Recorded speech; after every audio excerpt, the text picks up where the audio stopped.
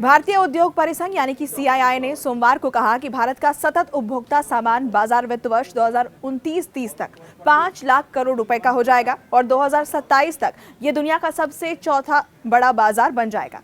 उपभोक्ता इलेक्ट्रॉनिक्स एवं सतत वस्तुओं पर भारतीय उद्योग परिसंघ की राष्ट्रीय समिति के चेयरमैन बी त्यागराजन ने यह कहा कि देश के उत्पाद वैश्विक विश्वसनीयता की ओर बढ़ रहे हैं, लेकिन एक मजबूत परिवेश का निर्माण करना, क्षेत्र में मानकीकरण को अपनाना और वैश्विक स्तर पर भारतीय मानकों को पहुंचाना भी जरूरी है।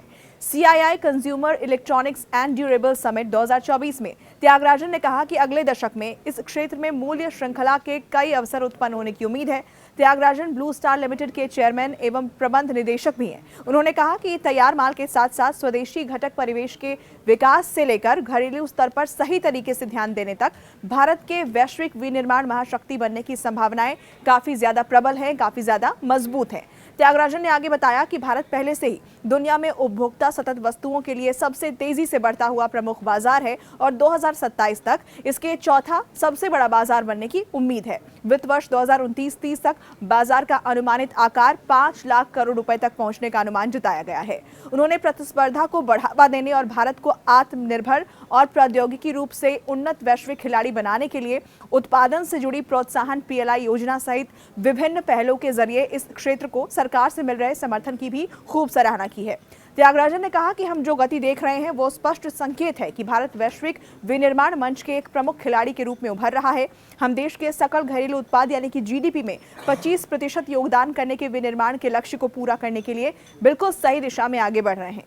500 अरब अमेरिकी डॉलर से अधिक प्रत्यक्ष विदेशी निवेश यानी कि एफडीआई और 8.5 लाख से ज्यादा नौकरियों के सृजन के साथ प्रगति निर्विवाद है। मिसाल के तौर पर एयर कंडीशनिंग क्षेत्र में 2040 तक दुनिया में सबसे बड़ा बनने की उम्मीद है।